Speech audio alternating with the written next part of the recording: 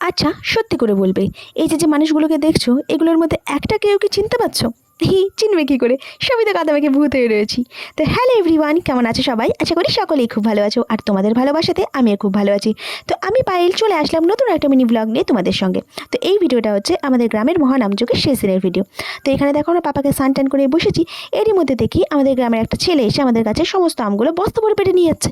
আমি বললাম, কী রে, আমাদের গাছের আম চুরি করছিস কেন রে?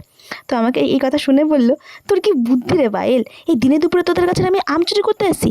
এই বুদ্ধি নিয়ে তুই রাতে ঘুমাস কী করে? হ্যাঁ, মন্দিরের মহাপ্রসাদ তৈরি হবে, তো তার জন্য এখানে আম নিতে স্যার তোর বাবাই আমাকে পাঠিয়েছে। আর আমি এত কষ্ট করে আম পাচ্ছি, আর তুই আমাকে সেই উল্টোপাল্টা কথা শোনাচ্ছিস। আমি বললাম, বন্ধু রাগ করিস না, চল তোকে একটু হেল্প করে দিই। তো বললো যে না, তোর আর হেল্প লাগবে না, জুতো মেরে গরুদান করতে এসছে, ভাগ এখান থেকে।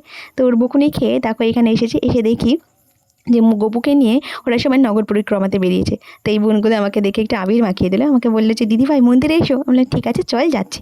তো এখন দেখো রেডি হয়ে যাচ্ছি মন্দিরে। তো মন্দিরে এসে দেখি গপুর গোটা গ্রাম ঘুরে এসে মন্দিরে চলে এসেছে। তো ওকে দেখো সবাই কত আদর যত্ন করে এখন ঘরে তোলা, মানে মন্দিরে তোলা হবে ওকে। তো এই থালা থেকে দেখলাম সবাইকে ফুল নিতে, তো আমিও একটা ফুল নিয়ে দিলাম। তো আমি নিয়েছি গোলাপ ফুলটা, আমার গোলাপ ফুল খুব ভালো লাগে। তো আমার মুখটা ফাঁকাই ছিল, তো সবাই বললো কি যে এই পাইল তো মুখ ফাঁকা রয়েছে, চল একটু আবির মাখিয়ে দিই। তো আমরা দাও তাই মাখিয়ে।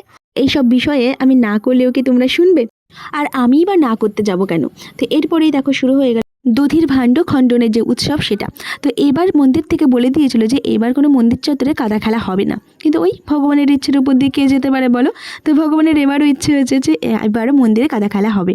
তো দেখো এখানে আমরা সবাই মিলে কাদা খেলা মতো রয়েছি। তো এবার ভীষণই মজা হয়েছে। তো মা আমাকে বলেছিল যে এবার কাদা মাদা কিছু খেলে আসবি না। তো সবাই মিলে ধরে আমাকে সেই কাদার মধ্যে নামিয়ে ছেড়েছে। তো এখন বাড়ি যাচ্ছি, জানি না মা গিয়ে কী বলবে। তো এখন দেখো দরজার সামনে মা দাঁড়িয়ে রয়েছে। মা বললো যে এবারও তুই কাদা খেলে বাড়ি এসেছিস। তো যাই হোক, তা বিকেলবেলা চান টান করে দেখো এখন আমি প্রসাদ খাই। দেখা হবে নেক্সট কোনো ভিডিওতে, টাটা।